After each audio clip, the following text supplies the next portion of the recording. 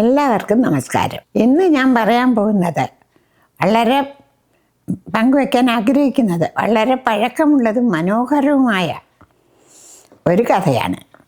ഉടുപ്പി ശ്രീകൃഷ്ണ ക്ഷേത്രത്തിലെ ഒരു അത്ഭുത കഥയാണ്. പണ്ട് ഉടുപ്പി ക്ഷേത്രത്തിലെ ശ്രീകൃഷ്ണ വിഗ്രഹം കിഴക്കോട്ടായിരുന്നു ദർശനം നൽകിയിരുന്നത്. ആ സമയത്താണ് കനകദാസൻ എന്ന പരമഭക്തൻ അവിടെ എത്തിയത്. തൻ്റെ പ്രിയപ്പെട്ട കണ്ണനെ ഒരു നോക്ക് കാണണം എന്ന വലിയ ആഗ്രഹമായിട്ടാണ് അവൻ വന്നത്. അവന് നേരത്തെ ഈ കൃഷ്ണൻ്റെ പ്രതിമയെപ്പറ്റി കേട്ടറിഞ്ഞിട്ട് എന്നേ ആഗ്രഹിക്കുന്നുണ്ട്. ഭഗവാനെ കാണണമെന്ന് കൊച്ചിലേ തൊട്ടുള്ള ആഗ്രഹം അവൻ്റെ. അങ്ങനെയാണ് ഒരു ദിവസം അവൻ വളരെ ദൂരെയാണ് താമസിക്കുന്നത്. അവിടുന്ന് നഗ്നപാതനായിട്ടാണ് നടന്ന് അമ്പലത്തിലേക്ക് വന്നത്. അങ്ങനെ അവൻ വളരെ ആഗ്രഹിച്ചു വന്നു, കൃഷ്ണനെ കാണണമെന്ന് ആഗ്രഹിച്ച് ചെന്ന് നോക്കുമ്പോൾ അവിടുത്തെ പൂജാരികൾ അനുവദിക്കുന്നില്ല. അന്നത്തെ ജാതി വ്യവസ്ഥയൊക്കെ കൊണ്ടായിരിക്കും പൂജാരികൾ അനുവദിച്ചില്ല അവനകത്ത് പോകാൻ, അമ്പലത്തിൽ കയറാൻ. അങ്ങനെ ഇരിക്കുമ്പോൾ അവൻ നിരാശനായി മടങ്ങി പോകുക, അല്ലാതെ വഴിയില്ലല്ലോ. അവിടെ അമ്പലത്തിൻ്റെ പടിഞ്ഞാറ് വശത്ത് ചെന്ന് കയ്യിലൊരു ചെറിയ തമ്പുരുവോ എന്തോ ഒരു പാട്ട് പാടുന്ന, അതിങ്ങനെ വായിച്ചിട്ടാണ് പാട്ട് പാടുന്നത്, അതുണ്ട് കയ്യിൽ.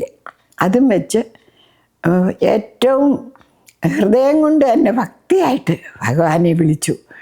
അവനെല്ലാ പാട്ട് പാടിയിട്ട് അവസാനം ഭഗവാനോട് ചോദിക്കും, ഭഗവാനെ കൃഷ്ണ, ഞാൻ അങ്ങയെ കാണാൻ മടങ്ങി പോകണമെന്നാണോ അങ്ങയ്ക്ക് ആഗ്രഹം എന്ന് പറയുമ്പോൾ ഭഗവാൻ പെട്ടെന്ന് തന്നെ എന്താ അവിടെ സംഭവിച്ചത്, അപ്പം തന്നെ അവന് ദർശനം കൊടുത്തു. ആ ഭിത്തി അങ്ങോട്ട് പിളർന്നു, പടിഞ്ഞാറ് വശത്തെ ഭിത്തി പൊട്ടിയിട്ട് അവൻ പടിഞ്ഞാറോട്ടായി. ഭഗവാൻ അവന് ദർശനം കൊടുത്തു.